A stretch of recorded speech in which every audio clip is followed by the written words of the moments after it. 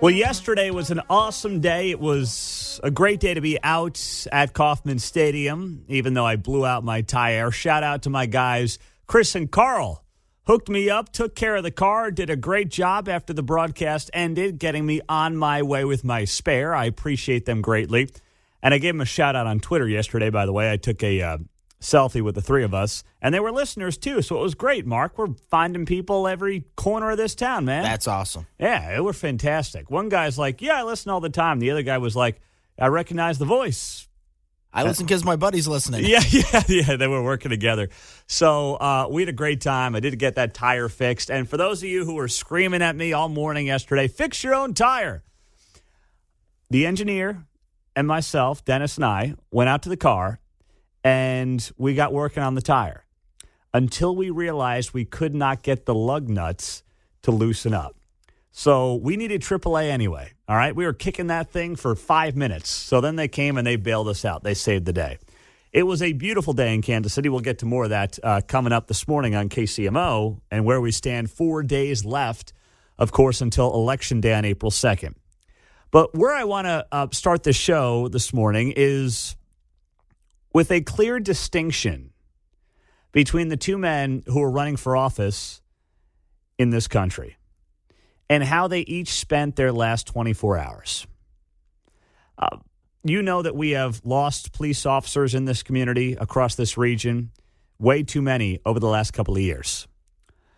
Well, of course, when something like this happens in New York, it gets a tremendous amount of attention, more than if it's in Kansas City or Independence or North Kansas City. That's just the reality, right? With the media capital of the world being New York, something like that is going to get more attention in New York. And if you haven't seen this story, Jonathan Diller, young man who lost his life during what was basically a routine traffic stop. He was in Queens, New York, young guy, early 30s, and, has a 1-year-old and a wife who he leaves behind. And he was basically, telling these two guys to get out of a place they couldn't be parked. They couldn't be stalled. And what happened? He ended up getting shot and killed. And the two people allegedly involved are individuals who had long rap sheets.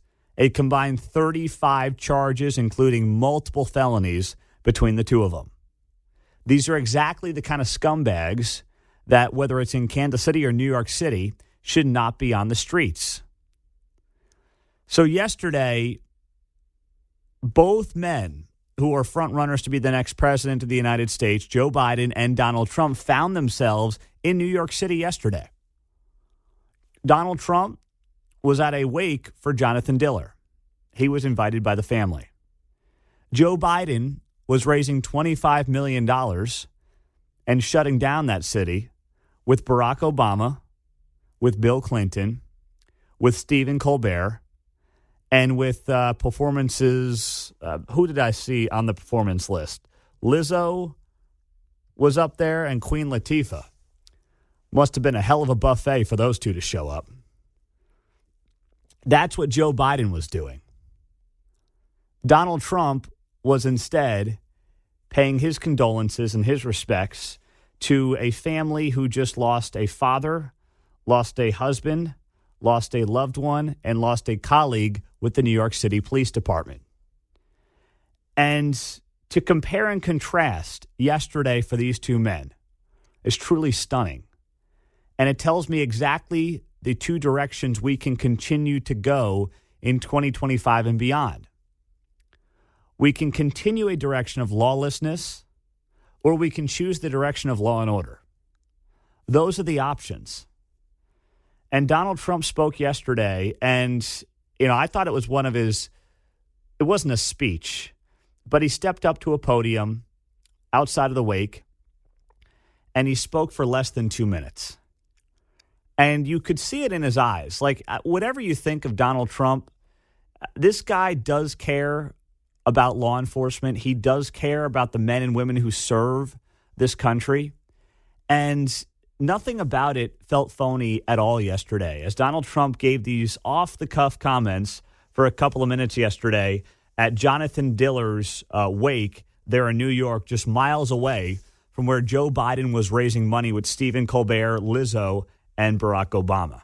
Well, thank you very much, everybody. I want to thank Bruce and all of the people that have worked so hard to make this area beautiful and safe. And this is what happened. Is such a sad event, such a horrible thing. And it's happening all too often. And we're just not going to let it happen. We just can't. 21 times arrested, this thug. And the person in the car with him was arrested many times. And they don't learn because they don't respect. They're not given the respect. The police are the greatest people we have. There's nothing and there's nobody like them. And this should never happen. I just visited with a very beautiful wife that now doesn't have her husband. Stephanie was just incredible. Their child, brand new, beautiful baby, sitting there innocent as can be, doesn't know how his life has been changed. But the Diller family you'll never be the same. You can never be the same. And we have to stop it. We have to stop it. We have to get back to law and order. We have to do a lot of things differently because this is not working. This is happening too often. It's an honor to be here. And again, I want to just thank all of you folks for allowing this. And Bruce, thank you. Bruce has been a friend of mine for a long time. He's done an incredible job out here.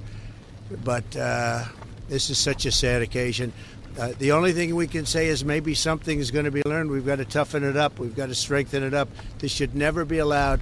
Things like this shouldn't take place and to take place so often. So thank you all for being here. It's an honor, and it's an honor for me to be here. This is a great family, the Diller family. I met the friends, and I met every one of them inside, and these are just incredible people that are just devastated.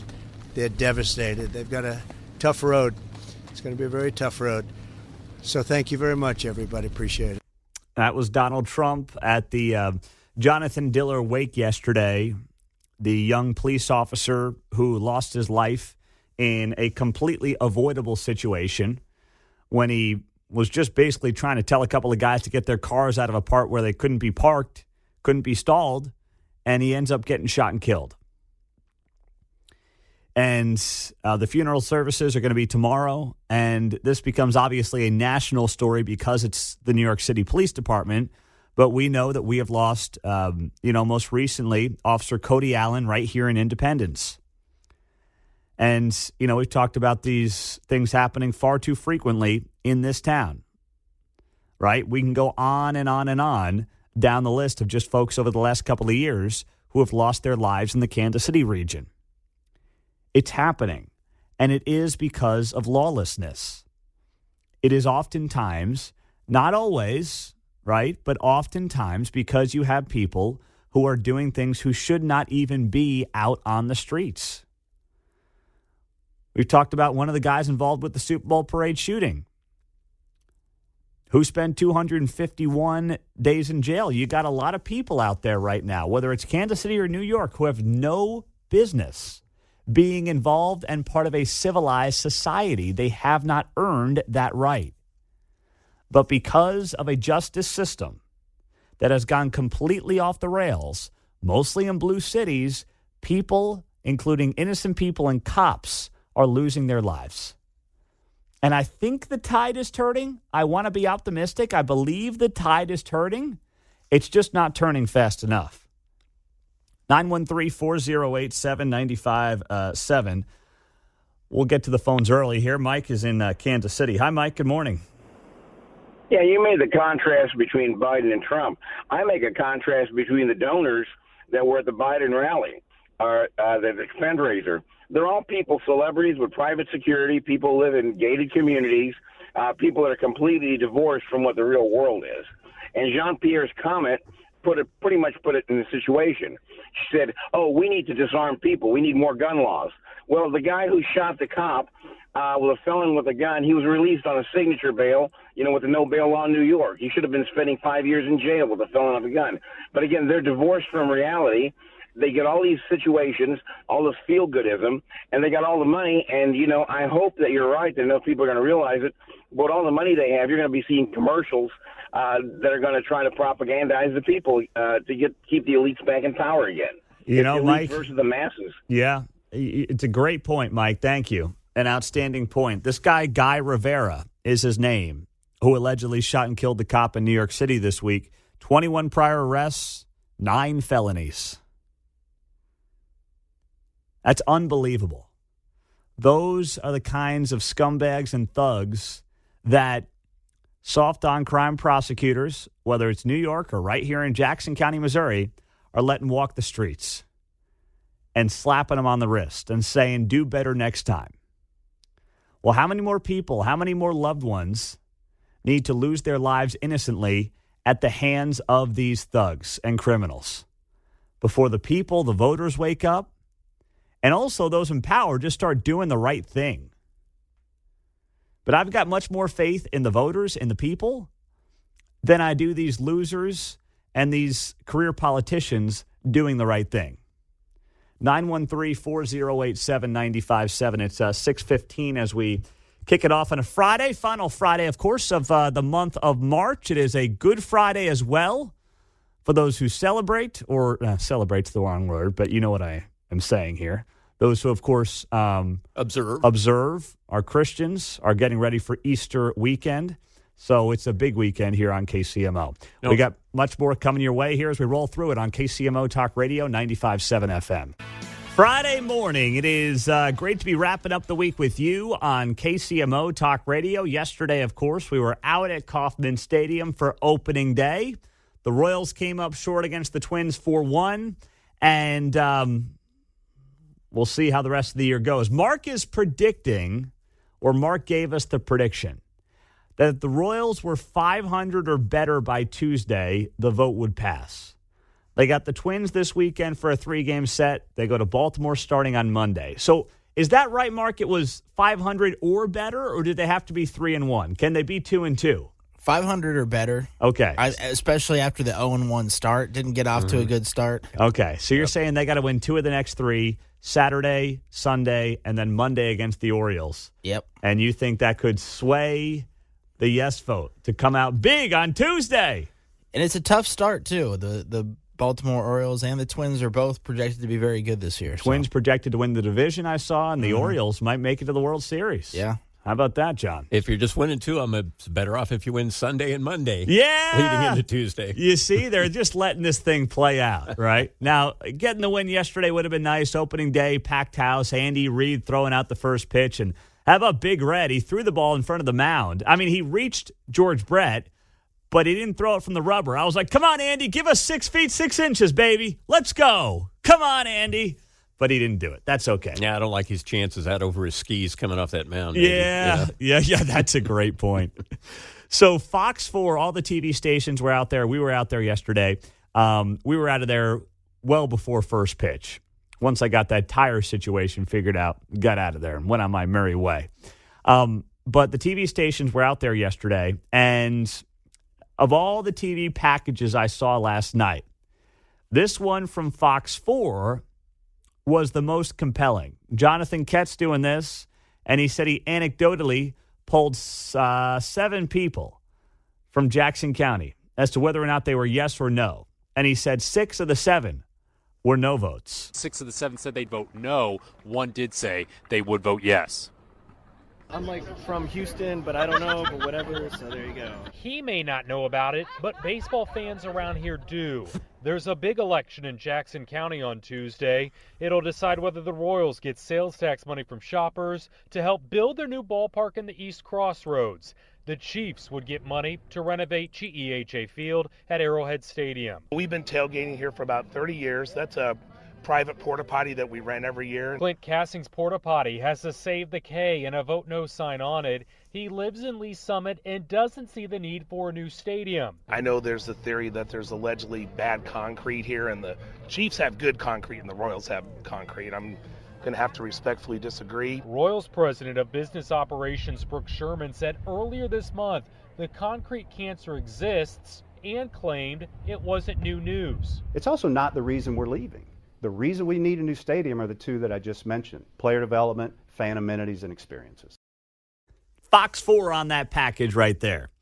Now, you heard from a guy who we didn't get a chance to talk to yesterday, and that is Brooks Sherman. He has been one of the faces of this potential move downtown. And you heard him say there, we need this move to happen because of player development and also because of fan amenities and the fan experience.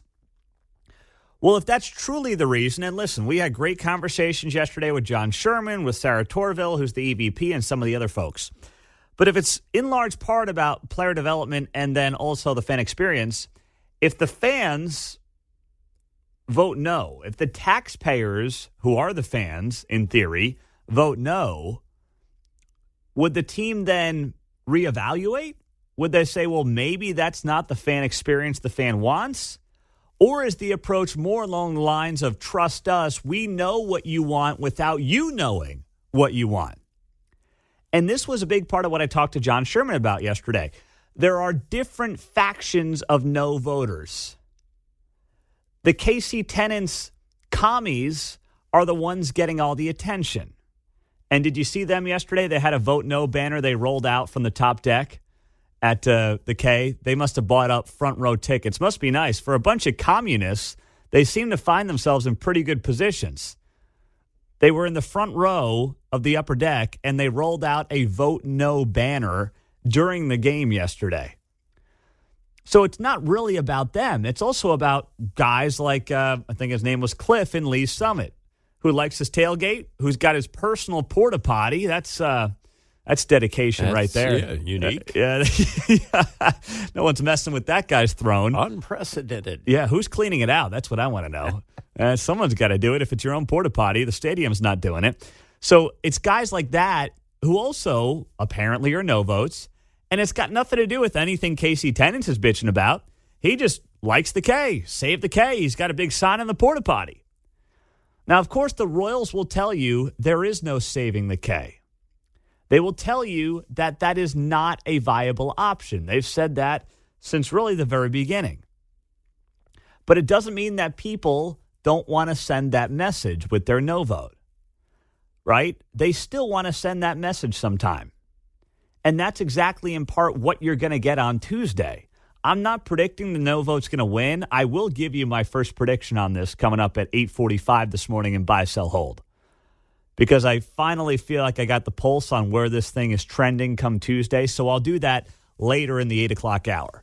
But, you know, it's kind of like you just want to zig when everyone else is zagging. And a part of me feels like that's where some people in the no vote camp are at. They love what they have. They are not interested in changing it. They also, at a principle, don't want to give their money to baseball teams when they already invest their money with these teams through games and beers and hot dogs and everything else. And you can't discount that. I genuinely believe that the people involved with the Royals have good intentions. Some of you don't believe that. I do believe that. I think they have good intentions. I think they view this as a way to help the region grow, to help downtown Kansas City be a destination. But where I would say they maybe have not had their finger on the pulse of what's going on is with some of the stuff we're hearing from you on this show through your phone calls and your texts and your tweets on a regular basis. Leave the KC Tenants clown show out of it. I'm talking about regular people, families, taxpayers, the issues in Jackson County at large. Those things have gotten overlooked, I believe, by the powers that be within the team, and it could cost them on Tuesday. Now, I asked John Sherman, the owner, about the threats that have come to leave Kansas City and leave Jackson County if this doesn't go their way on Tuesday.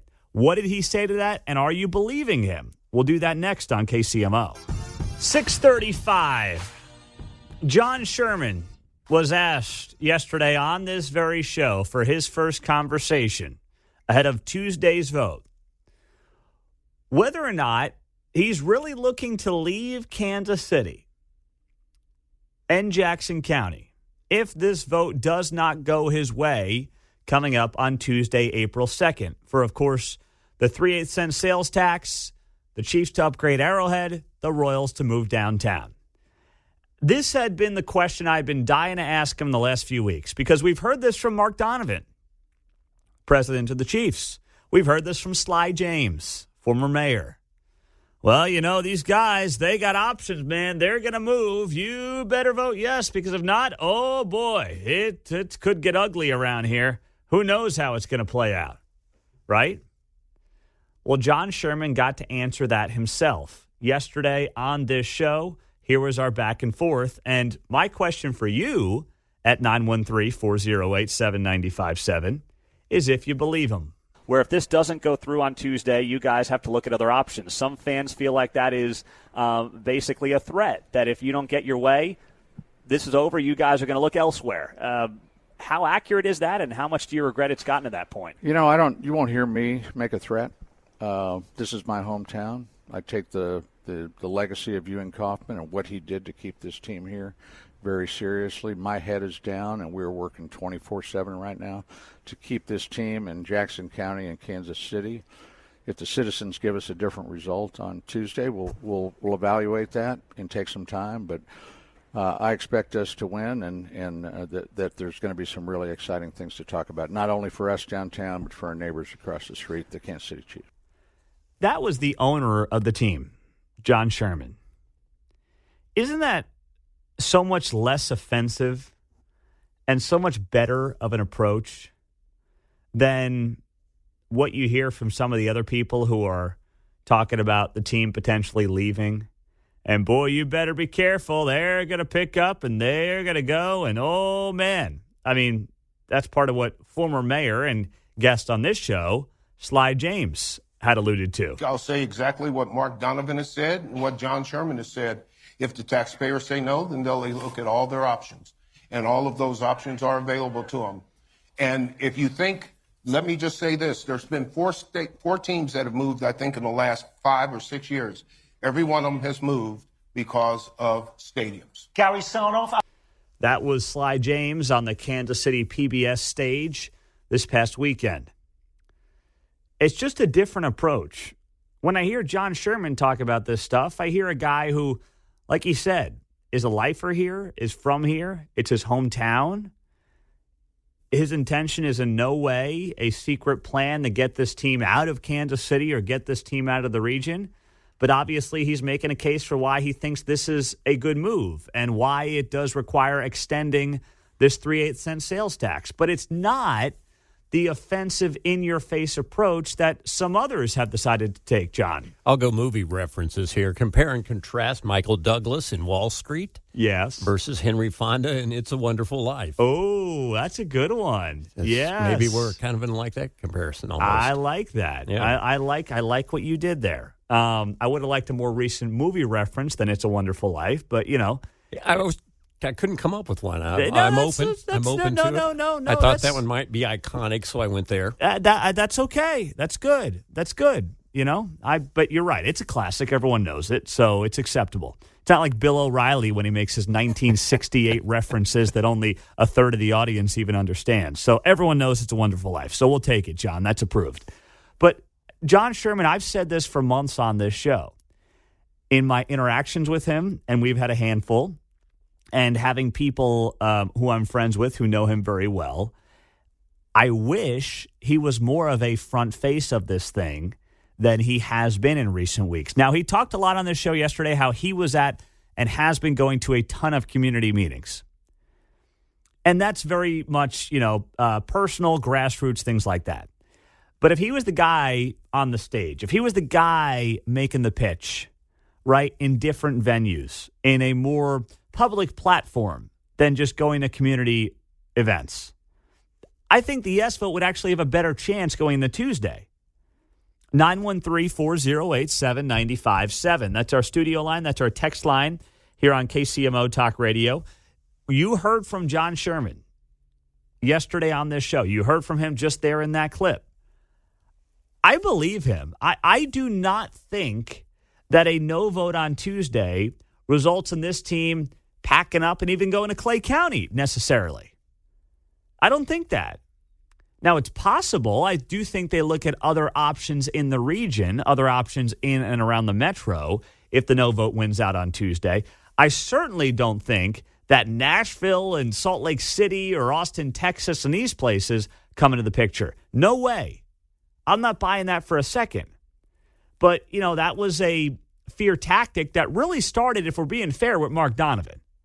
Mark Donovan, the president of the Chiefs, was the first one to really bring that up and make that a conversation and a talking point when he did it. I think it was to Woke 41. KSHB was the first place that those comments were made. Could the Royals leave Kansas City, Missouri? I can't answer that for the Royals. I just know that for us, the Chiefs, we would have to look at all of our options. Do those options include leaving Kansas City, Missouri? I think they would have to include leaving Kansas City, but our goal here is that we want to stay here. And we're willing to accept a deal, which is actually better for the county to stay. So that really started a week and a half, 2 weeks ago with Mark Donovan. And John Sherman is saying, whoa. That is not my intention. And I believe that. I think that's part of the reason he bought this team was for Kansas City. And for the legacy that, yes, in part, of course, he can leave, but also the legacy of Kansas City in keeping this team here for another 30, 40 years. Now, that doesn't mean that the no votes don't have compelling cases to make. They do. I've understood that. I've talked about that more than other talk shows in this town by far because the sports guys have their heads buried in the sand. I mean, they don't know left from right on this stuff. This is a political story. It's not a sports story. But that being said, if you're going to vote no for whatever your reasons are, but don't vote no because you want to stick it to a team that's on their way out of town anyway, because that's not the case. They will go back to the drawing board. And you know what happens if the no vote goes down? I think Clay County is very much back in the conversation. I think part of this, the team will look at and say, you know what? We're not dealing with crazy Kansas City. We're not dealing with the crazy Kansas City tenants. The whole thing about, what to do with the parking downtown. We're done with Jackson County. We're done with Frank White. We're done with all that. I think Clay County, more so than the Legends or anything in Kansas, comes back into the conversation in a big way if the no vote wins on Tuesday, John Anthony. I agree with you. I need to amend my comparison. I said Henry Fonda when I meant Jimmy Stewart. Okay. Oh, good. And since you're probably not old enough to correct me on that one, I'm that not. went right by you. Good. So that's what I get for going back to the black and white pictures. Well, I'm proud I'm not old enough to correct you on that, to be honest. There you go. Mike in Kansas City got me on that. Maybe a few on the text line. Too, yes. There are actually a couple on the text line now that I'm looking at it. So. Yeah. Yep. The 1946 reference there. Senior moment. It's a senior moment. It's okay, John. It's 6:45 on a Friday. You're allowed one or two of those. Nice to know people have got me covered. Yeah, they got you covered. We got listeners. See, they are listening to every word that comes out of our mouths. Yes, every single one. Don't forget that. 913-408-7957. Pete, games in the summer start at 6:30. It's hard to get home from work, change, get to the K by that time, and I live 15 minutes from the stadium. I'm not sure when I would have to go to get down to Power and Light before a game. Listen, that's another faction of no voters right there who are just like, I'm not doing that. 913-408-7957. Just after 7 o'clock, Kansas and Missouri are leading the way over the attempt by this administration to bail out more student loan debt. And Kansas and Missouri are leading, pushing back against that scam. We'll talk about that and more as we roll through the morning here on KCMO Talk Radio, 95.7 FM and the KCMO Talk Radio app. Text line is 913-408-7957. Pete, how come nobody has mentioned having the Royals chip in to build another light rail streetcar that would go up Grand from Crown Center to the stadium to T-Mobile and connect north with the existing Main Street line? This would at least be a people mover, and they could park at Crown Center. The current Main Street line is 2 blocks and can be a hindrance to families, handicapped, or bad weather. Well, I don't think more streetcars are the answer. There's nothing about streetcars that are going to solve this. And I know that I understand that text from 4697 is genuine. But I'm just telling you, there's no way streetcars are the answer here. They do not move massive amounts of people like supporters claim they do. I've told this story a million times on the show, but when I was living downtown, tried to get the streetcar after the Big 12 tournament on Saturday night. I said, screw this, I'm walking. I lived at 6th and Broadway. I walked 15 minutes uphill, by the way, I'll add, uphill. Don't forget that part. And I beat the streetcar. by about 50 feet. Finally, I saw a streetcar coming behind me right as I was at my stop at about 7th Street. So it's not a mass transit mover like people claim it is. You can't rely on that thing. And there's no way I would rely on that taking my family to a game. You know, when I lived, before I was here for the last, starting year 7 next week. Monday is the start of year 7, by the way. Can you believe that? Monday. Right. Yeah, Monday. Party on Monday. Ice cream cake. Yep, we're doing it big. And we're doing it live. There you go. F it, we'll do it live. Effing thing sucks. Shout out to our man Bill O'Reilly. O'Reilly on that one. That's a great Bill O'Reilly clip. Anyway, before here, I lived in New York, and, you know, I didn't have kids at the time, but I would go to Mets games because I was a Mets fan, or am a Mets fan, and would go to, you know, the occasional Yankee game. And I'll tell you right now, as someone that did not live in the city, I would drive. And if I had to take mass transit, I would not go. There was one time I took mass transit to a sporting event, and I took it to a Brooklyn Nets game when they opened up that dopey Barclays Center they got there in Brooklyn. And it was subways, and it was PATH trains, and it was regular trains, and it was like, you know, an hour and 40 minutes. It was miserable. I never went to another one. I went to one. Now with kids here in Kansas City, in a place that's great because in part you don't have to do all those dopey things like sit on trains and light rails and subways and have people defecating and masturbating in the streetcars with you. Like, I don't want to do that. I have no interest, none whatsoever. And that's certainly not something that if I'm taking a family down to a ball game, I'm going to do. I took Claire out to a game last year out at the K. It was awesome. I drove in, I drove out. For a lot of people, they enjoy that. And I asked John Sherman, I don't have that clip on me, but I did ask John Sherman about that family experience. Baseball is much more family-oriented than football. We've joked about it on the show. I don't think I'm taking Claire to a Chiefs. Well, I will take her to a preseason game this year, but I won't take her to a real game till she's like 10. Mark, when did you take your daughter to her first game? Brielle, your oldest.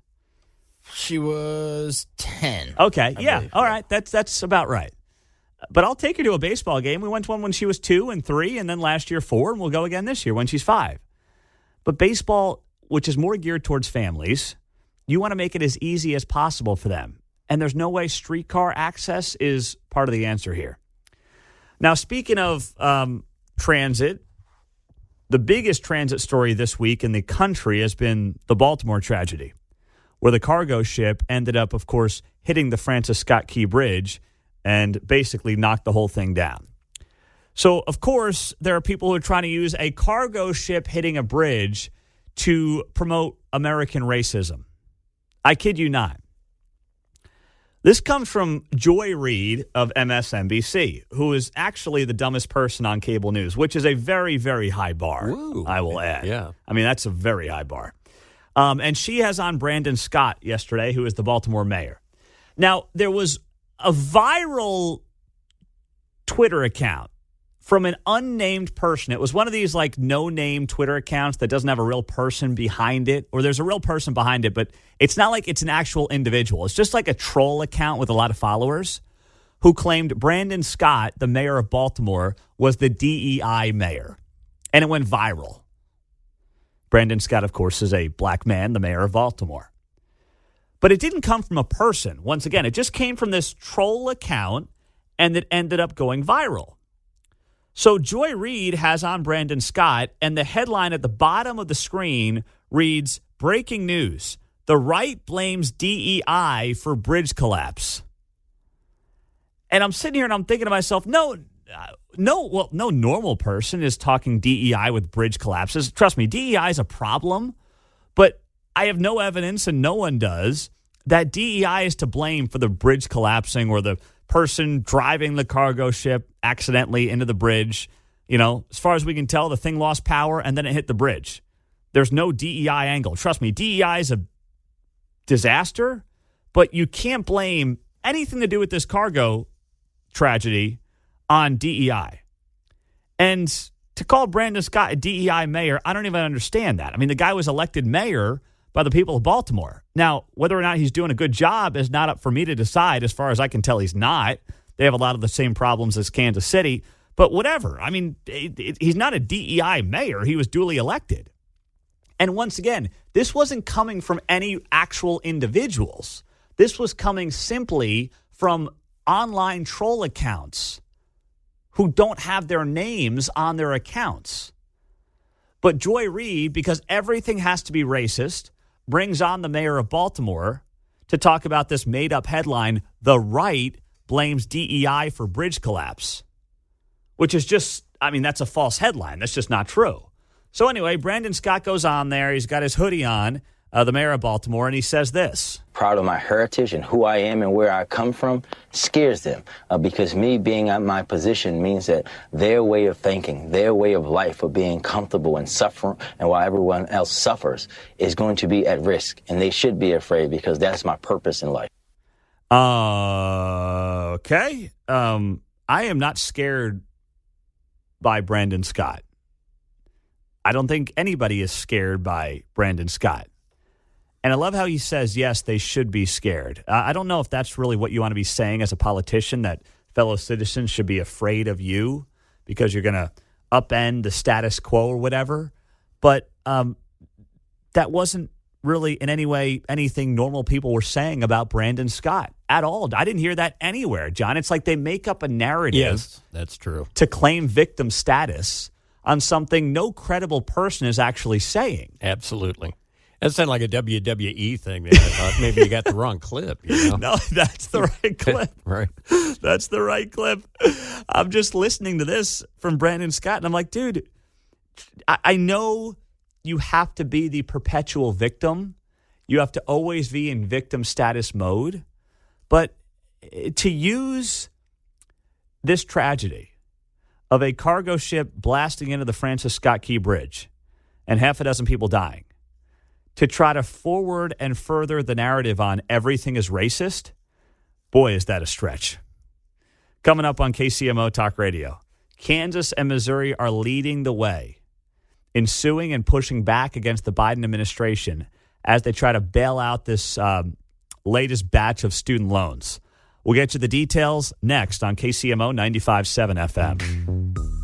Well, you love to see our states leading the way on an issue as important as this one. And that is making sure your tax dollars are not getting used in a vote-buying scheme like student loan forgiveness. And that's exactly what happened yesterday, and it was led by Kansas Attorney General Chris Kobach, who, by the way, will be on the show at 8:30 this morning to talk about this news and what exactly he's doing. So this came down yesterday, and it was a multi-state lawsuit led by Kansas Attorney General Chris Kobach.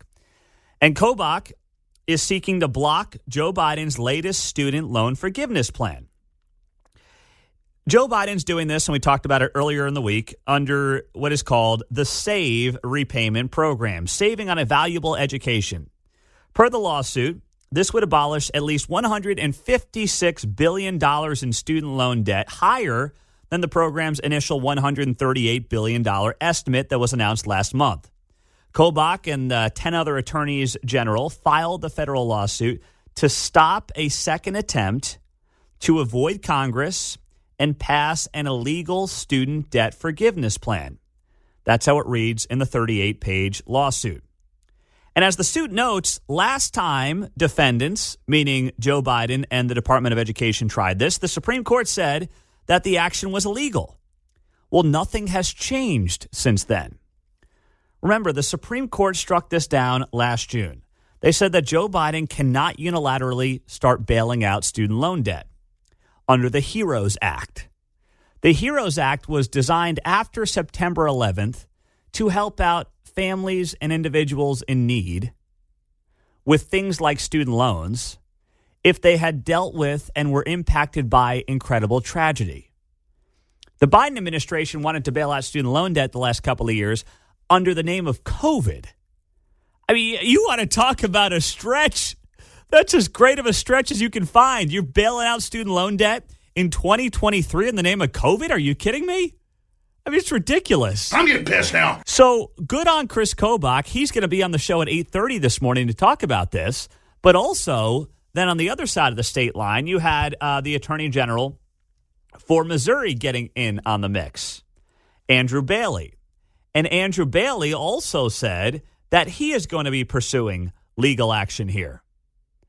So you've got Kansas and Missouri leading the way. Andrew Bailey saying my office will also be filing suit against Joe Biden for his latest illegal student loan plan. The Supreme Court sided with us on this matter the first time. I look forward to bringing home yet another win for the Constitution and the rule of law. So our two states right here, we can be very proud of today. And you don't have to be a Republican to feel that way. Frankly, I just think you need to be a common sense person who realizes if you take out your own loans and no one put a gun to your head, you're in charge of paying them back. What does bailing out student loans do for those who paid them off? Gosh, what a sucker you are, right? You mean you sacrificed? You lived in maybe a smaller apartment for a period of time. You bought a lesser home. You didn't upgrade your car for a while. You didn't go on those fancy vacations because you had to sacrifice to pay back your student loan debt. Now, don't get me wrong. The student loan system and higher education is broken. I'll get to that. We've talked about it. But just the morality of bailing out student loans unilaterally at the federal government level is inherently wrong to any common sense, decent person. It is wrong. And all it is by the White House is a vote buying scheme. They believe this is a way to encourage young people to get out and vote for them coming up this fall. People who might not otherwise go vote, people who might feel disenfranchised by both political parties.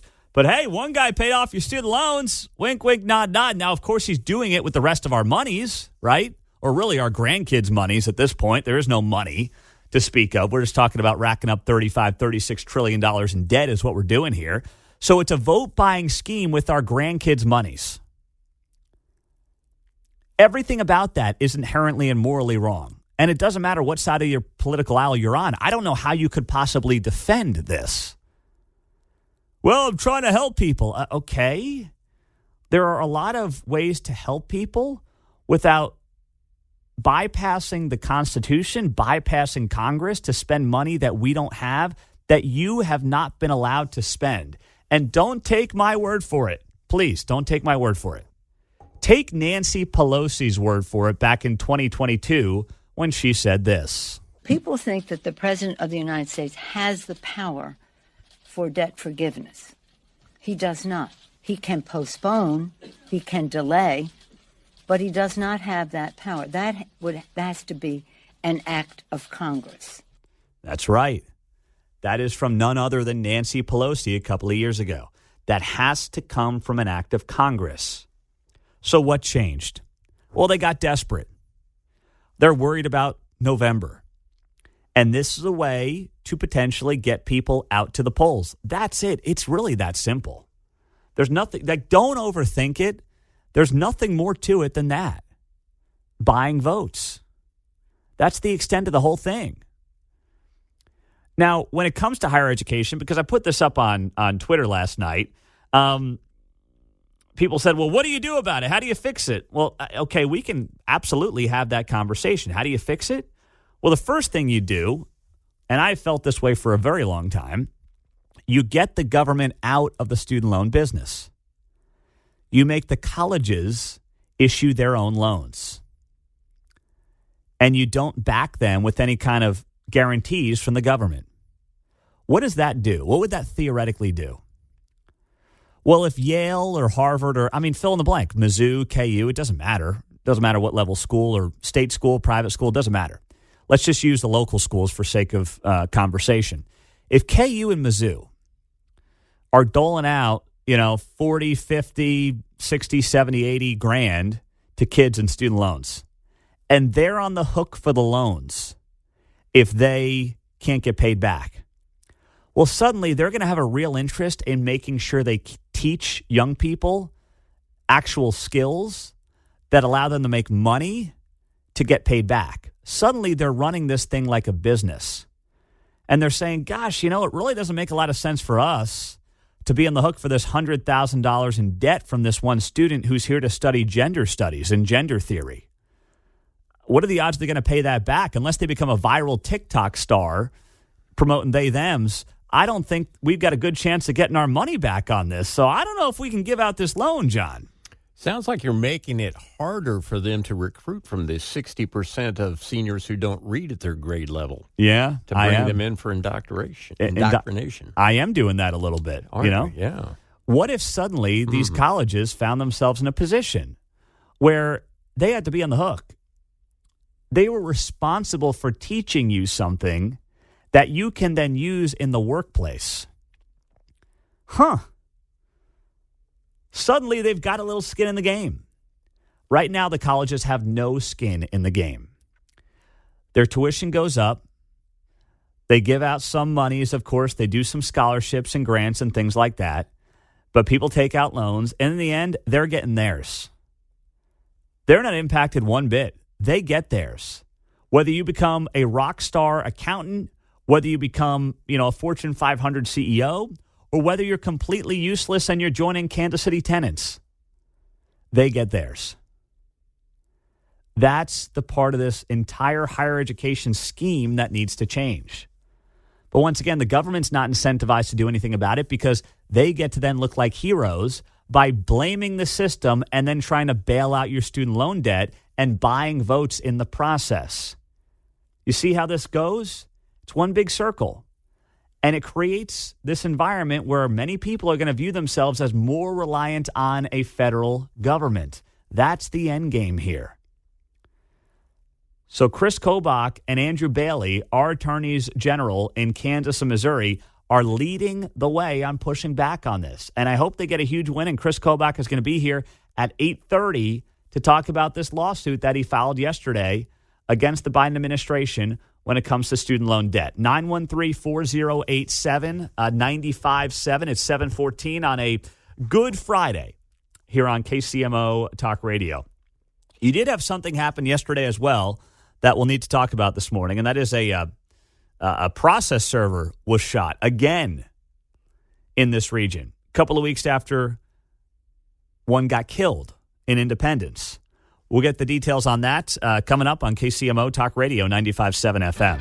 Well said by Bill O'Reilly on a Friday, a Good Friday on KCMO 95.7 FM. Meantime, just a couple of weeks after we lost Jackson County process server Daryl Mack in that tragedy in Independence that also resulted in the loss of Independence police officer Cody Allen. We had something happen yesterday that when I first saw the news break in the afternoon, I thought to myself, oh my goodness, here we go again. Process server was shot at in Kansas City, and the police were investigating it. And my first initial thought was something similar to what happened with Officer Allen, where you had somebody who was potentially going to be evicted from their home. And would this tie into, the Jackson County tax assessment debacle that so many have been dealing with? Would there be a connection there? What was the story going to be?